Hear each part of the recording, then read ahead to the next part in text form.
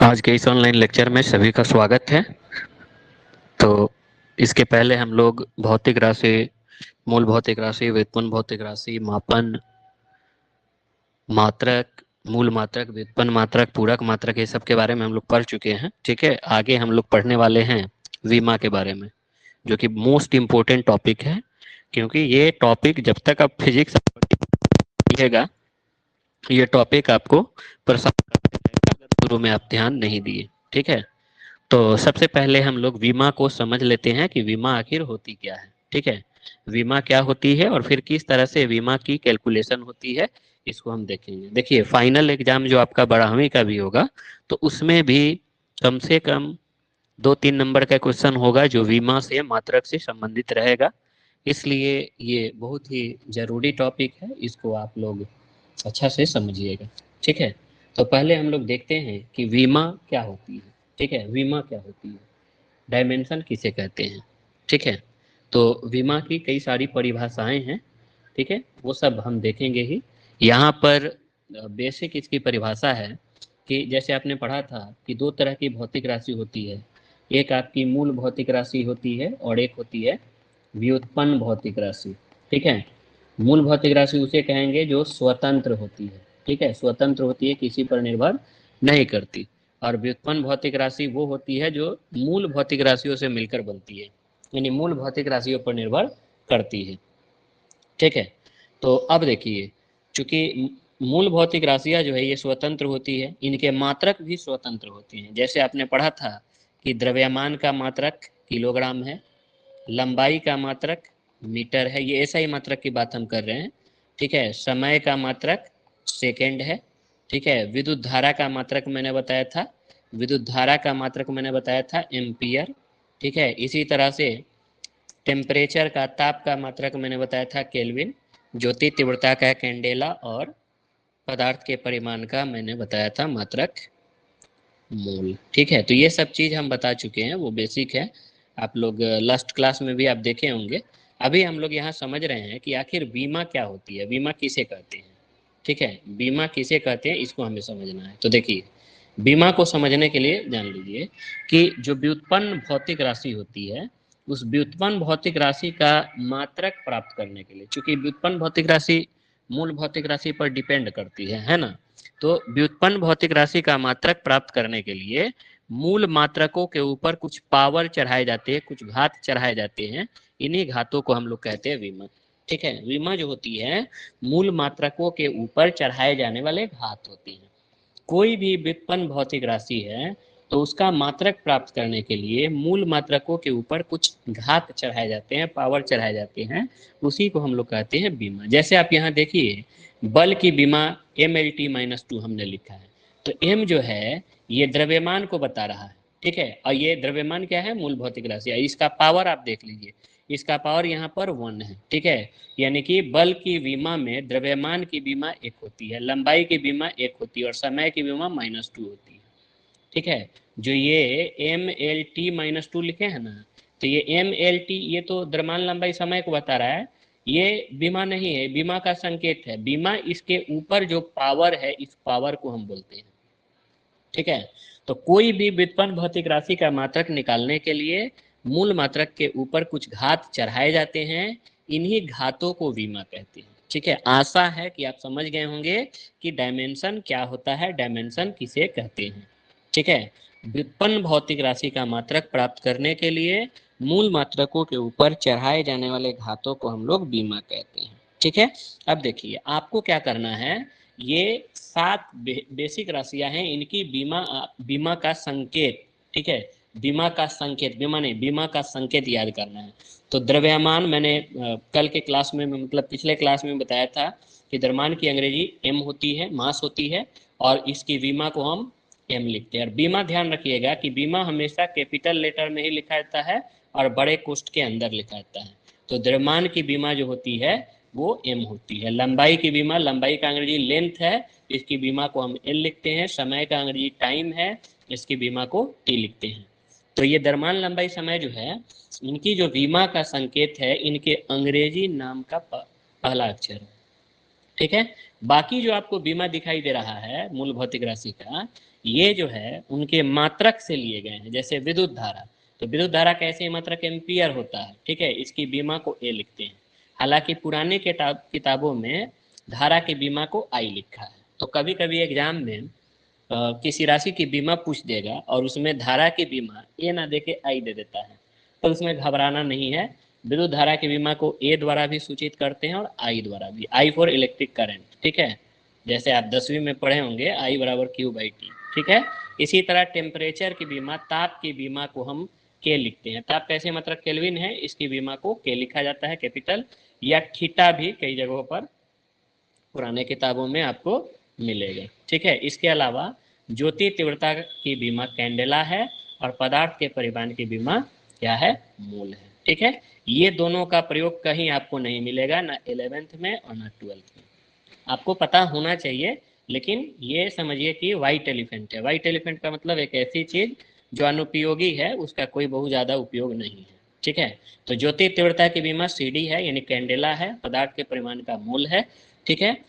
तो बहुत ज़्यादा ये उपयोगी नहीं है, लेकिन पता होना चाहिए। तो हमने देख लिया कि द्रव्यमान की बीमा जो है m, लंबाई की बीमा l, समय की बीमा t, ठीक है। विद्युत धारा की बीमा a या I, ताप के हम लोग a का ही प्रयोग करेंगे, ठीक है, लेकिन ये जान लीजिए कि I भी होता है। और ताप की बीमा को हम लोग k लिखेंगे, ठीक है। तो ये चीज तो एकदम बेसिक है, बीमा के बारे में आपको ये चीज पता होना ही चाहिए। इसके अलावा कुछ और भी महत्वपूर्ण राशियां हैं, ठीक है, जो आपको यहाँ दिखाई दे रही है।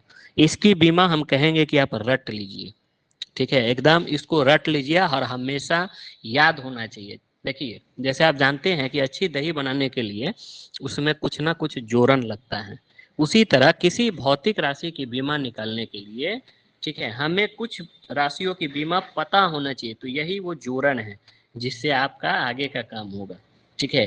तो ये बीमा जो है आपको रट लेना है। बाकी ये कैसे निकलता है हम अभी बता देते हैं, किस तरीके से ये सभी बीमा आए हैं ये सभी हम बता देंगे, ठीक है। लेकिन आपको पहले ये सभी बीमा को रट लेना है कि क्षेत्रफल की बीमा एल स्क्वायर है, आयतन की बीमा एल क्यूब है, चाल या वेग की बीमा एल टी माइनस वन है, त्वरण की बीमा एल टी माइनस टू है, बल की बीमा M L T minus two है, कार्य या ऊर्जा की बीमा M L square T minus two है। कोण की कोई बीमा नहीं होती, ठीक है, ध्यान रखिएगा, एंगल की कोई बीमा नहीं होती। बेस की बीमा ए टी है और आवृत्ति की बीमा टी इनवर्स है, टी माइनस वन है, ठीक है। अब ये कैसे, इतना ये आपको रट लेना है, बाकी इसको छोड़ के और कोई बीमा नहीं रटना है, सब हम निकाल लेंगे, लेकिन इतना रट लेना है। अब इसको हम बता देते हैं, ठीक है, कि ये इस तरीके से ये सब बीमा आया है। थोड़ा सा व्याख्या हम बता देते हैं, आपको समझ में आ जाएगा, तो खुद आप लिख लीजिएगा इसको, ठीक है। सबसे पहले हम लोग आते हैं 1 नंबर में क्षेत्रफल, ठीक है।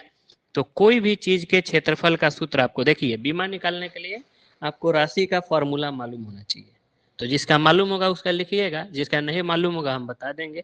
तो क्षेत्रफल का सूत्र आप पढ़े होंगे, लंबाई गुना चौड़ाई, ठीक है, आयत का। तो कोई भी चीज के क्षेत्रफल का सूत्र लिख लीजिए, ठीक है। अब लिखने के बाद इसकी बीमा हम निकालेंगे। देखिए, लंबाई, चौड़ाई, ऊंचाई, मोटाई सब एक ही चीज है। देखिए, कोई वस्तु की लंबाई हो या चौड़ाई हो, ठीक है, लंबाई हो या चौड़ाई हो या उसकी मोटाई हो, ठीक है, उसकी मोटाई हो, ये वास्तव में दो बिंदुओं के बीच की दूरी होती है। लंबाई, चौड़ाई, मोटाई, ये दो बिंदुओं के बीच की दूरी होती है, और दो बिंदुओं के बीच की दूरी, ठीक है, या विस्थापन, इस सब की बीमा होती है एल, ठीक है। इन सब की बीमा क्या होती है, इन सब की बीमा एल होती है, ठीक है। ध्यान दीजिएगा कि लंबाई, लंबाई, एक मिनट, लंबाई हो या चौड़ाई हो या ऊंचाई हो, ठीक है, या मोटाई हो, गहराई हो, ठीक है, या दूरी हो या विस्थापन हो, सबको हम मीटर में मापते हैं। सबका ऐसे ही मात्रक मीटर है, ठीक है। ऐसे सेंटीमीटर में भी माप सकते हैं, किलोमीटर में माप सकते हैं, लेकिन ऐसा ही मात्रक सबका मीटर है। यानी कि मीटर होने का मतलब कि एक प्रकार की लंबाई ही है, दूरी ही है। तो इसकी बीमा यानी लंबाई, चौड़ाई, ऊंचाई, मोटाई, गहराई, दूरी, विस्थापन, सबकी बीमा क्या होती है, एल। चूंकि ये एक प्रकार के लेंथ को बताता है। लंबाई भी एक प्रकार का लेंथ है, चौड़ाई भी एक प्रकार का लेंथ है, ऊंचाई भी एक प्रकार का लेंथ है, गहराई, दूरी, मोटाई, विस्थापन, ये सब एक प्रकार के लेंथ को ही बताते हैं। और लेंथ एल होती है, ठीक है, लेंथ की विमा क्या होती है, एल होती है। एक छोटी सी बात है, समझ में आ गया होगा, ठीक है। तो अब देखिए, अगर हम क्षेत्रफल की विमा निकालें, तो क्षेत्रफल की विमा अगर हम निकालेंगे तो क्षेत्रफल का सूत्र होता है लंबाई गुना चौड़ाई। अब लंबाई की विमा होती है एल और चौड़ाई की विमा भी होती है एल, चूंकि ये भी एक प्रकार की दूरी है, ये भी एक प्रकार की दूरी है, और दूरी की विमा एल होती है। तो एल से एल में गुना कीजिएगा, क्या मिलेगा, एल स्क्वायर, ठीक है, एल से एल में गुना एल स्क्वायर मिल जाएगा। तो ये पहला चीज आपने देख लिया। अब दूसरा देखिए आयतन, ठीक है।